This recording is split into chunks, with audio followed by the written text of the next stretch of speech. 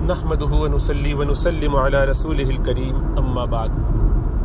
ایک بڑا اہم مسئلہ یہ ہے کہ جب ہم یہ جان لیتے ہیں کہ ہمیں تزکیہ کرنا ہے اور تزکیے کے لیے کسی شیخ کی، کسی استاد کی ضرورت ہوتی ہے، کسی مینٹور کی ضرورت ہوتی ہے کہ جو ہمیں گائیڈ کرے، تو مرد حضرات کے لیے تو آج کل بھی الحمدللہ ایسے بہت سارے مواقع ہیں کہ جہاں وہ شیوخ کے ساتھ بیٹھیں اور ان کی برکتیں حاصل کریں، ان سے فیض کا اکتساب کریں، سیکھیں۔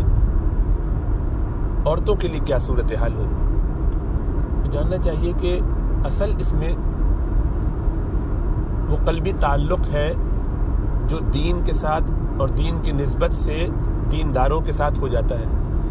وہ تعلق اگر پیدا ہو جائے خالص اللہ کے لیے اخلاص کے ساتھ، تو اس کے علاوہ باقی چیزوں کی ضرورت اصلاً نہیں ہوتی۔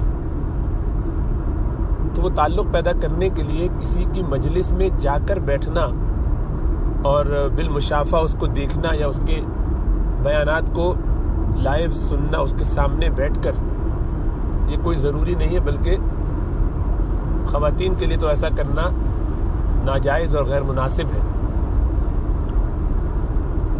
مردوں کو تو چونکہ ظاہری بات ہے پردے کے مسائل نہیں ہوتے تو اس لیے آسانی ہے اس حوالے سے، اور چونکہ مردوں کی ڈسٹریکشن دنیا میں زیادہ ہوتی ہے، ان کے لیے یہ فوکس زیادہ اہم ہے۔ عورتیں الحمدللہ اس معاملے میں بہت آسانی کے ساتھ فوکس کر لیتی ہیں، اور تاریخ اس پر گواہ ہے کہ 1400 سال میں خواتین نے ایسے ایسے روحانیت کے مختلف مدارج اور منازل طے کیے ہیں کہ پردے میں رہتے ہوئے شریعت کی پابندی کے ساتھ وہ بہت آگے نکلے۔ آج ان کے نام بھی لیتے ہیں لوگ اور ان سے اپنے تعلق کو قیامت والے دن شفاعت کا ذریعہ اور نجات کا سبب بنتے ہیں، سمجھتے ہیں الحمدللہ۔ تو ایسے بڑی بڑی خواتین دنیا سے گزری ہیں۔ اللہ سبحانہ و تعالی ہمیں توفیق عطا فرمائے کہ ہم دین کے مزاج کو سمجھ لیں۔ اللہ سبحانہ و تعالی کا قرب حاصل کرنے کا صرف ایک ہی ذریعہ ہے، وہ ان کے قوانین کی پابندی ہے جو وہ نبی اکرم صلی اللہ علیہ وسلم کے ذریعے ہم تک پہنچا گئے۔ اپنے آپ کو یکسو کر لینا کہ مجھے شریعت کی پابندی کرنی ہے ہر حال میں، خواہ اس کے لیے مجھے جان دینی پڑ جائے، خواہ اس کے لیے مجھے کچھ کرنا پڑے، یہ عقلی طور پر اس درجے میں ہمارا عقیدہ ہو جانا چاہیے، اور آہستہ آہستہ اس طرف بڑھنا چاہیے۔ ظاہری بات ہے کہ طبعاً ایسا کرنا بڑا مشکل کام ہے، انسان بہت سارے امور سے وابستہ ہے، دنیا کے بہت سارے اس کے علاقے ہیں، بہت سارے تعلقات ہیں، مسائل ہیں، پریشانیاں ہیں، بہت ساری ایسی چیزیں ہیں کہ جو اس کو اپنی طرف مائل کرتی ہیں، بہت سارے وساوس ہیں، شیطان اور نفس کے مقاصد ہیں، انسان کی کچھ جبلی ضرورتیں ہیں، خواہشات ہیں، کچھ ایسی اس کی دنیا کے ساتھ لگی ہوئی ضروریات ہیں کہ جس کی بنیاد پر وہ یہ کیفیت حاصل نہیں کر سکتا باوجود بہت کوشش کے۔ اسی لیے وہ لڑکھڑاتا ہے، گرتا ہے، پھر چلتا ہے، سنبھلتا ہے، لیکن ایز لانگ ایز، یعنی جب تک کہ وہ یہ کام کرتا رہے، اسی مہم پہ لگا رہے، محنت کرتا رہے، بس تھک کے اسی لائن پہ، اسی راستے پر، اسی منزل کی طرف گامزن ہوتے ہوئے چور ہو جائے، ختم ہو جائے، تھک جائے، یہی اس کا کام ہے۔ لیس للانسان الا ما سعی، انسان کو نتیجے کی فکر کیے بغیر صرف اس راہ میں اپنے آپ کو کھپا دینا ہے۔ یہی تقاضا مردوں سے ہے، یہی تقاضا عورتوں سے ہے۔ اب اندازہ کیجئے کہ کوئی شخص اگر نابینا ہو تو وہ کیا کہے؟ وہ یہ کہے کہ چونکہ میں شیخ کو دیکھ نہیں سکتا تو اس لیے مجھے تزکیہ کرنا مشکل لگ رہا ہے۔ نہیں، کوئی شخص ایک دوسرے ملک میں اور اس کا شیخ دوسرے ملک میں ہو، کبھی زندگی میں ملاقات نہ ہو، صرف خط و کتابت سے ہی رابطہ ہوتا ہو، کیا کرے گا؟ وہیں سے بہت سے مرد اس طریقے سے روابط میں ہوتے ہیں۔ ابھی حال ہی میں کسی نے مجھ سے یہ سوال کیا اور وہ بہت پریشان تھے کہ جس علاقے میں وہ رہتے ہیں ان کے شیخ ان سے تقریباً 3-4 گھنٹے فاصلے پر ہیں، وہاں پر جانا بار بار آسان نہیں ہوتا، ان کی مجلس میں، ان کی صحبت میں بیٹھنا۔ تو ایسے بہت سارے لوگ ہیں۔ جب زندگی کا مقصد سمجھ میں آ جائے تو ہمیں خالی یہ دل سے دل کو راہ ہوتی ہے والی کیفیت میں رابطہ رکھنا ہوتا ہے اپنے شیخ سے۔ جب ہم نے متعین کر لیا کہ اس شیخ سے ہمیں تعلق بنانا ہے تو بس اب شریعت کی پوری پابندی، اس کے بتائے ہوئے جتنے بھی امور ہیں، وہ آپ کو جو جو وظائف بتائے، جو اشغالات بتائے، بس آپ اس پہ لگ جائیے۔ اس فکر میں پڑے بغیر کہ میری تو ترقی نہیں ہو رہی. نہیں, ترقی کا فیصلہ بھی آپ کو کرنے کی ضرورت نہیں ہے. یہ سارے حجابات ہیں. ہمیں تو صرف یہ کام کرنا ہے جو کہہ دیا گیا, بس کلی تفویض کے ساتھ شیخ کے اوپر پورا تفویض کرتے ہوئے چلنا ہے. جب اس کو تحقیق کر کے معلوم کر لیا, اچھی طریقے سے اندازہ لگا لیا, اطمینان ہو گیا, شرح صدر ہو گیا کہ یہ اب شریعت کا پابند, نبی اکرم صلی اللہ علیہ وسلم کی سنتوں کا متبع, اکابرین اہل اللہ کا منظور نظر یا ان کا مجاز ہے, یعنی اجازت یافتہ ہے, سلاسل سے وابستہ ہے, اہل سنت والجماعہ کے منہج سے ہٹتا نہیں ہے, اور اس کے آس پاس جو اس کے شاگرد ہیں, مریدین ہیں, متوسلین ہیں, منتسبین ہیں, ان سب کا معمول نظر آ رہا ہے کہ زندگیوں میں تبدیلیاں آ رہی ہیں. اور موجودہ زمانے میں دیگر شیوخ اور بزرگان دین اور علماء کرام اس کے بارے میں حسن ظن رکھتے ہیں, اس کے ساتھ متعلق ہیں, اس کو کم از کم اپنا سمجھتے ہوئے اس کے ساتھ چلتے ہیں, یعنی کم از کم اس کا بھرم, اس کا معیار, اس کا تقویٰ, یہ ساری چیزیں وہ جانتے ہیں اور اس کو مانتے ہیں. یہ نہیں کہتے کہ اس سے بچو, یہ نہیں کہتے کہ اس کی باتیں سننے سے ذرا احتیاط کرو, اچھا انسان ہے لیکن اس میں یہ کچھ ایسی چیزیں ہیں, بتائے بغیر بھی, کیونکہ اس طرح کی باتیں کرنی نہیں چاہیے, تو وہ کبھی کبھی ایسا کہہ دیتے کہ بھئی ان سے یا ان کے بیانات سننے سے احتیاط کیجیے. تو اگر ایسا نہیں ہے اور اکابرین جن سے آپ کو تعلق ہے اور وہ آپ کو کہتے ہیں کہ آپ ان کو سنیے, تو بس اس شخص کے ساتھ اپنے آپ کو وابستہ کر لینے کے لیے استخارہ, جس سے مشورہ وغیرہ کر لینے کے بعد, یہ ساری انویسٹیگیشن کر لینے کے بعد, اب آپ اس سے متعلق ہو گئے. اب استخارہ کر کے 2 نفل پڑھ کے اللہ سبحانہ و تعالیٰ سے تعلق جوڑتے ہوئے, اللہ سے دعا کرتے ہوئے, اپنے, اگر آپ خواتین میں سے ہیں تو اپنے شوہر یا اپنے باپ سے, والد صاحب سے اجازت لیجئے, اور اجازت لے کر اس شیخ کو اطلاع کیجئے, ای میل, رابطہ, کوئی بھی صورت بنا کے کہ بھئی آپ کے بیانات اتنے عرصے سے سنتی ہوں اور اب اطمینان ہے مجھے, استخارہ بھی کیا ہے, استشارہ بھی ہو گیا ہے, اور میں اب آپ سے بیعت ہونا چاہتی ہوں اس معاملے میں کہ اپنی اصلاح ہو, تربیت ہو. تو اس کی کوئی شکل, کوئی صورت جو بھی ہو وہ مجھے بتا دیجئے تو میں اس کے مطابق چلوں. بس یہ ہمارا کل کام ہے. اس کے بعد پھر وہاں سے جو جواب آئے اس کے مطابق عمل کیجئے. جواب آئے کہ نہیں ابھی ٹھہر جائیے, ابھی یہ کام کیجئے, تو اس وقت یہ کیجئے. نہیں, یہ مت کیجئے, آپ کو بیعت نہیں کر رہا, آپ اس وقت تک اور ذرا ایکسپلور کیجئے, 6 مہینے کے بعد رابطہ کیجئے. تو سمجھ جانا چاہیے کہ یہ سارے کام ایسے ہی کرنے. وہاں پہ یہی امتحان ہو رہا ہوتا ہے کہ ہم واقعی اصلاح کے لیے آنا چاہتے ہیں یا دیکھا دیکھی بہت سارے لوگ کرتے ہیں ہم بھی کر لیں. بہت سارے لوگ ہیں ان کو یہ شوق ہے, اور وہ سب بیچ آج کل ہو رہے ہیں کہ نیا فیشن آیا ہے, کچھ چیزیں ذرا چل پڑی ہیں, کچھ لوگوں کو اور پتہ چل گئی ہیں, تب ہمیں بھی پتہ چلے کہ ہمارا بھی کوئی شیخ ہے. تو کم از کم یہی ہو جائے کہ بھئی سب سے اونچے درجے کا جو شیخ ہے وہ ہمارا ہو. مثلا میں آپ کو اپنا بتاؤں کہ ہم جب طالب علم تھے اور ہمیں پہلی دفعہ یہ بات سمجھ میں آئی, حضرت حکیم اختر صاحب رحمۃ اللہ علیہ کی مجالس میں 94 میں جانا شروع کیا, تو اس وقت یہ خیال پختہ ہو گیا کہ واقعی ایک شیخ تو ہونا چاہیے. لیکن یہ ذہن میں تھا کہ بھئی شیخ سے بیعت کر لیں گے تو بڑا ایک مسئلہ پیدا ہو جائے گا, وہ یہ کہ اب اس کی ہر بات ماننا ہے. اس کا مطلب یہ ہے کہ اگر شیخ نے غلط بات کی تو وہ بھی مانیں گے. تو یہ وسوسہ بہت آتا تھا. ظاہری بات ہے, آدمی 20-22 سال کی عمر میں ایسے ہی خیالات, اور پھر یہ کہ میڈیکل پڑھ رہے تھے تو دماغ میں فطور اور خناس وہ اب بھی ہے, لیکن اس وقت ذرا زیادہ تھا. جہالت کے باوجود خیال یہ تھا کہ سب کچھ معلوم ہے اور ہم سے زیادہ کسی کو کیا معلوم ہوگا. تو اللہ سبحانہ و تعالیٰ نے کرم فرمایا کہ کچھ دماغ شاید امید ہے کہ یہ احساس نکل گیا کم از کم کہ ہمیں کچھ معلوم ہے. یہ بزرگوں کے ساتھ بیٹھنے کا یہ فائدہ ہوا, ان کی مجالس میں جانے کا, کہ اپنی اوقات نظر آ گئی. لیکن اس وقت تو بالکل یہ یکسوئی تھی کہ اگر انہوں نے مجھے خلاف شرع کوئی کام کرنے کو کہا تو کیا میں وہ کر لوں گا؟ نہیں کروں گا. جب نہیں کروں گا تو میں کیسے ان سے بیعت کر لوں؟ بیعت کا تو مطلب یہ ہے کہ میں ان کو کمپلیٹ سبمیشن کے ساتھ مانوں گا. تو اس وقت بہت عرصہ لگا. تو اس زمانے میں یہی ہوتا تھا کہ اب شیخ جو ہے اس کا مطلب ہے ذرا اور ویریفائی کیا جائے. تو ایک وسوسہ یہ آتا تھا, لیکن اللہ نے کچھ وقت بعد یہ خیال دل میں ڈالا کہ بھائی یہ ایسے ہی ہے کہ ایک ڈاکٹر بھی تو غلط کر سکتا ہے, ڈاکٹر کا پرسکرپشن بھی تو رانگ ہو سکتا ہے.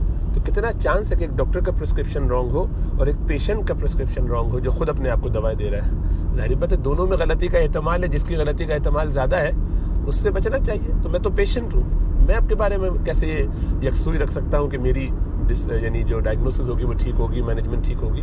تو الحمدللہ وہ بات تو وہاں سمجھ میں آ گئی. پھر ایک نیا مسئلہ, نفس تو ظاہر بات ہے شرارت کرتا ہی ہے. کہ کوئی باقاعدہ بڑے درجے کا شیخ اور ہو جو اس وقت موجود ہے. تو اس زمانے میں بس ایک علی میاں ندوی رحمۃ اللہ علیہ, ان سے مجھے پہلے ہی سے بہت عقیدت تھی اور ان کی کتابیں پڑھتا تھا, اور خود میرے استاد جو ہیں مولانا عبدالستار ہاشمی صاحب حفظہ اللہ, ان کی بھی بڑی عقیدت اور تعلق. تو مجھے یہ تھا کہ علی میاں ندوی رحمۃ اللہ علیہ بس جہاں کہیں ان سے مل جائے تو ان سے بیعت ہونا ہے, کہیں سے بھی بس سلسلہ ہو جائے. اب وہ انڈیا لکھنؤ کے, وہ دنیا میں جگہ جگہ ان کے کام اور اسفار, اور اس بڑھاپے کی ان کی عمر, اس کے تو 5 سال کے بعد ان کا انتقال بھی ہو گیا. تو اب 99 میں اللہ ان کو غریق رحمت فرمائے. تو بہت بڑے آدمی, ان سے تو ملاقات ہی کا امکان نہیں تھا اور نہیں ہوئی, لیکن اب دماغ میں اس کی وجہ سے 4-5 سال یوں ضائع کیے کہ نہیں ان سے ضرور. تو اب ان کے انتقال کے اوپر اتنا صدمہ تھا کہ تو ہماری زندگی کا جو سب سے بڑا ٹارگیٹ تھا وہ اچیو نہ ہو سکا. اب کیا کریں, تو بہت ہی نقصان ہو گیا. اب کیا کریں, اب شیخ ڈھونڈ رہے ہیں, تو جا رہے ہیں ادھر جا رہے ہیں ادھر جا رہے ہیں, جگہ جگہ لوگوں سے بیانات سن رہے ہیں. تب مفتی تقی اسماعیل صاحب دامت برکات ان سے بیعت ہوں گے, وہ کہیں سے کوئی سلسلہ بن جائے, جگہ جگہ ان کے مجالس میں پہلے بھی جاتے تھے, لیکن یہ کہ ہمت ہی نہیں ہوتی تھی کبھی سلام بھی کرنے کی, بس دور دور سے ہاتھ ملا کے نکل جاتے تھے. کہ ان کا ماشاءاللہ مقام اور ان کا ایک حالانکہ وہ تو بالکل سادہ سے ہے, کوئی روب وغیرہ بھی بالکل ان کا مجالس میں عوام پہ نہیں ہوتا, ظاہر پتہ خواص پہ ہوتا ہوگا, وہ جو جانتے ہیں ان کے مقام کو کچھ نہ کچھ. ہم جیسے جاہلوں کے لیے, بدوؤں کے لیے, ہم جو دنیاوی تعلیم یافتہ لوگ جو ہوتے ہیں وہ بدو ہوتے ہیں. تو میں اپنے بارے میں یہی یقین رکھتا ہوں کہ ہم بالکل بدویانہ انداز سے چلتے ہیں. ہمیں اکابرین کی مجالس میں ان کے ساتھ اٹھنے بیٹھنے کا کس طرح معاملہ کرنا چاہیے, ادب لحاظ کچھ ہوتا نہیں ہے, تو ہم تو بالکل بدو لوگ ہیں. اللہ ہمیں ہدایت دے. بہرحال تو وہ اب یہ خیال, لیکن جس سے بھی پوچھا معلومات 1-2 لوگوں سے کی تو پتہ چلا کہ حضرت تو بہت کم لوگوں کو بیعت کرتے, بڑی مشکل سے, ٹائم ہی نہیں ان کے پاس. ارے کتنے کام کریں گے, پوری دنیا کا ماشاءاللہ اتنے سارے ایریاز میں ان کا ایکسپرٹیز ہے اور کنسلٹیشن ہوتی ہے. تو بڑے بڑے اکابرین ان سے رابطے کرتے ہیں معاملات میں, پوری دنیا کے بڑے بڑے جو مدارس ہیں, دارالفتہ ہیں, وہ رابطے کرتے ہیں. بڑی بڑی آرگنائزیشنز جو ہیں وہ ان کو کانٹیکٹ کرتی ہیں مسائل میں, تو حکومتیں کرتی ہیں. تو یہ آسان نہیں ہے ان سے رابطہ رکھنا. تو چلو ٹھیک ہے, اب پریشان ہیں, سرگرداں پھر رہے ہیں, بھاگ رہے ہیں, دوڑ رہے ہیں. وہ سب نفس کی شرارت تھی, تاخیر کرنے کی, کہ کسی کے آگے بیٹھ کیسے جائیں, کسی کو اپنا بڑا مان کیسے لیں. تو سر میں جو خناس تھا وہ نہیں نکلتا, وہ عنوان بدل لیتا ہے. تو نفس کی یہ شرارت تھی, لیکن اللہ نے یاوری فرمائی, بہت فضل فرمایا. تو بس اب یکسو ہو گیا کہ نہیں کرنی بیعت تو کرنی, کوئی شیخ مل جائے کہیں. تو اللہ نے فضل یہ فرمایا کہ یہاں میں لیسٹر جب آیا تو, یا برطانیہ جب آیا تو اس وقت ہمارے ایک شاگرد کے ذریعے پتہ چلا, حضرت مولانا سلیم دورہ صاحب حفظہ اللہ کا. بس وہ ان کی ایک مجلس اٹینڈ کی ہے اور اسی میں یکسو ہو گیا کہ یہ ہیں شیخ جن کو میں اتنے سالوں سے ڈھونڈ رہا تھا, الحمدللہ. تو ان کے تو خلاصہ یہ کہ ان سے تعلق اب بنانا ہے, تو ای میل بھی کر رہے ہیں, رابطے بھی کر رہے ہیں, جا بھی رہے ہیں, ٹیکس بھی کر رہے ہیں. میں تو وہی بدویانہ انداز میں بہت بے تکلفی سے سوال جواب بھی کر لیتا ہوں, کبھی کبھی مجلس میں بھی بول دیتا ہوں. یہ سب بے ادبیاں ہیں, اللہ بس توفیق عطا فرمائے. لیکن حضرت بہت شفقت فرماتے ہیں, جاہلوں کے ساتھ تو ایسے ہی کرنا چاہیے جیسے کہ رسول اللہ صلی اللہ علیہ وسلم کی سنت ہے کہ جب اعرابی آتے تھے, بدو آتے تھے, تو آپ ان کے ساتھ بہت شفقت فرماتے تھے. یہاں تک کہ ان میں سے تو اگر کوئی زیادتی بھی کر دیتا تو اس سے بھی رجوع فرماتے. تو یہ اکابرین اسی کی شان ہے, الحمدللہ. تو کبھی کبھی میں حیران بھی ہوتا ہوں, بہت سارے دنیاوی تعلیم یافتہ ہمارے دوست یہ کہتے ہیں کہ بھائی علماء سے ڈر لگتا ہے ان کے ساتھ بیٹھتے ہوئے. میں کہا اتنی شفقت ہم نے وہاں پائی ہے, ان کی تو ساری ڈانٹیں اگر ہوتی بھی ہیں تو وہ اپنے لوگوں کے لیے ہوتی ہیں.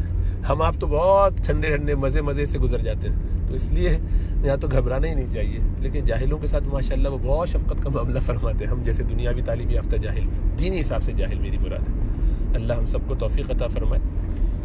اور حقیقت یہ کہ جاہل ہونے میں کوئی مذائقہ بھی نہیں ہے, شفقت بھی مل جاتی ہے. دوسرا یہ کہ عذر تو ہے, اللہ ہمیں علم سے بھی آراستہ کرے, اور اس کی اپنی اہمیت ہے, بہت زیادہ اہمیت ہے, لیکن عاجزی کے ساتھ, ورنہ جاہل رہیں اور وہ زیادہ بہتر ہے. علم آئے اور تکبر بھی آ جائے, اس سے زیادہ بہتر ہے کہ جاہل رہیں. خیر خلاصہ یہ کہ استفادے کی شکلیں کیا کیا ہیں اب خواتین کے لیے بالخصوص, وہ یہ کہ بس جو کام کرنے کا ہے وہ کرتے رہیں. بیعت ہونا سنت ہے اور اچھا ہے, ضروری نہیں ہے. تو بس جیسا جیسا موقع ہو ویسے ویسے چلے, رابطہ کرتے رہیں, ڈھونڈتے رہیں, کوشش کرتے رہیں, استخارہ کرتے رہیں, لیکن صرف فرسٹریٹ نہ ہو. کام تو آپ کو معلوم ہے کرنا ہی ہے. مثلا آپ کو یہ معلوم ہے کہ اگر نہیں معلوم ہے تو آپ جان لیجئے کہ 5 تسبیحات شروع کر دیجئے. آپ کی 5 نمازیں مجبوری کے علاوہ ہمیشہ ہونی چاہیے، وقت پہ ہونی چاہیے۔ سنتوں کا اہتمام کیجیے، اگر آپ کی نوافل اور سنتوں کا اہتمام نہیں ہوتا تو پہلے سنت موقدہ اور اس کے ساتھ غیر موقدہ جتنی قضائے عمری ہیں ان سب کو ادا کیجیے آہستہ آہستہ کر کے۔ یہ پہلا کام ہے آپ کا۔ اس کے ساتھ دوسرا کام آپ کو یہ کرنا ہے کہ پچھلے اگر روزے وغیرہ ہیں تو ان کو بھی ادا کیجیے، جو زکوٰۃ وغیرہ ہے اس کا بھی اہتمام کیجیے۔ شوہر یا ابا اگر ادا کر بھی دیتے تو آپ کو اس کا احساس ہونا چاہیے کہ آپ کی زکوٰۃ ہے جس کو آپ کو ادا کرنا چاہیے تھا۔ گھر والے احساس کے ساتھ کر رہے ہیں تو یہ ان کا احسان ہے آپ پر، ان کا شکریہ ادا کیجیے، لیکن آپ کو معلوم ہو کہ آپ کی زکوٰۃ جا رہی ہے، کہاں جا رہی ہے، ایک نظر رکھ کے اللہ سے دعا کر کے اس کو ادا کروائیے۔ اسی طرح حج کا معاملہ ہے۔ اس کے بعد حقوق العباد میں آئیے، جہاں جہاں جو جو چیزیں ہیں ان کی طرف توجہ کیجیے۔ کہاں آپ بندوں کی خدمت میں لگے ہوئے ہیں، کس کس عنوان سے آپ کسی کی کوئی خدمت کر سکتے ہیں۔ ہو سکتا ہے آپ نے کوئی اسکل حاصل کی ہو، آپ کی زندگی میں کوئی ایسی ایکسٹرا کوالیفیکیشن ہو جو آپ کو دوسروں کو فائدہ پہنچا سکتی، تو اس کو بس باقاعدہ فی سبیل اللہ کیجیے۔ مثلا آپ نے قرآن کی تجوید پڑھی ہے، فی سبیل اللہ پڑھائیے کچھ لوگوں کو اچھے طریقے سے، خواتین کو یا چھوٹے بچوں کو مشورہ کر لیں تو اچھا ہے، ورنہ خود۔ اور اسی طریقے سے آپ کو کوئی ایسی سوشل سائنسز کی اسکلز آتی ہیں، آپ نے کچھ سائیکائٹری میں کچھ کیا ہوا ہے، آپ نے کاؤنسلنگ کا کوئی کورس کیا ہوا ہے، کچھ اور آپ کو ایسی چیز آتی ہے، انگریزی آپ کو ایسی آتی ہے کہ جو اردو بولنے والوں کو آپ سکھا سکتے ہیں، کچھ بہنوں کو ضرورت ہے ان کی مدد ہو سکتی ہے، کسی اور لینگویج میں آپ نے کچھ پڑھایا عربی وغیرہ، تو اس کا کچھ چھوٹا سا کورس اپنے طور پر بٹھا کے سکھا دیا، بس وہ جو آپ کے لیول کے مطابق ہو۔ قرآن کی تفسیر پڑھانا شروع مت کر دیجیے اگر آپ عالمہ نہیں ہیں باقاعدہ اور آپ کو اجازت نہیں دی ہے آپ کے شیخ یا استاد نے۔ یہ سب کام بھی مشورے سے ہونا چاہیے۔ اسی طریقے سے کیا پڑھنا ہے آگے کی ترقی کے لیے علمی طور پر، اس کا بھی مشورہ کرنا چاہیے۔ بہرحال حقوق العباد کے کام بہت اہم ہیں، اپنے شوہر کا بہت لحاظ خیال رکھنا ہے، والد کے ساتھ ہے تو ان کی بہت خدمت کرنی، بہن بھائیوں کی بھی اسی طرح، والدین کی بھی، اور اپنی اولاد کی بہت زیادہ پرورش کی طرف توجہ ہو۔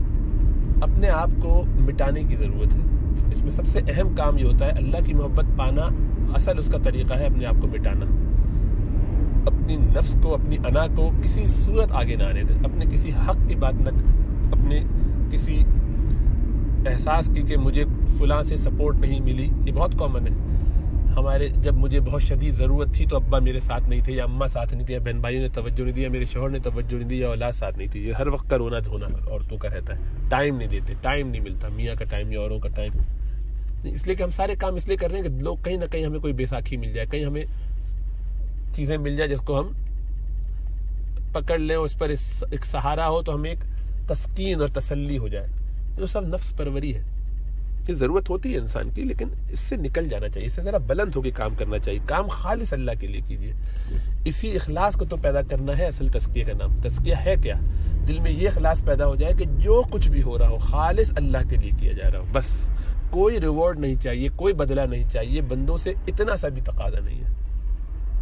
اسی لیے شیوخ جب دیکھتے ہیں کہ ای میل کا جواب نہیں دیتے، ایک دفعہ، دو دفعہ، یہ پہلی دفعہ دے دیا، پھر 3-4 دفعہ نہیں دیا، یہ دیکھتے ہیں کہ وہ بندے بھاگ جاتے ہیں، تو پتہ چل جاتا ہے کہ یہ سنسیئر نہیں ہے۔ سنسیئر بندہ کبھی نہیں بھاگے گا، اس کو پتا ہے کہ مجھے یہیں سے حاصل ہوگی، اگر میری اللہ سبحانہ وتعالیٰ کی محبت کی طلب ہے تو وہ یہاں سے حاصل ہوگی، ایک راستہ ہے، بس میں اس کو نہیں چھوڑوں گا، مر جاؤں گا نہیں چھوڑوں گا، یہیں سے چلتا رہوں گا جیسے بھی ہو، یہ پیکج کا حصہ ہے، یہ سب اس کی تربیت کا حصہ ہے، چلتے رہو۔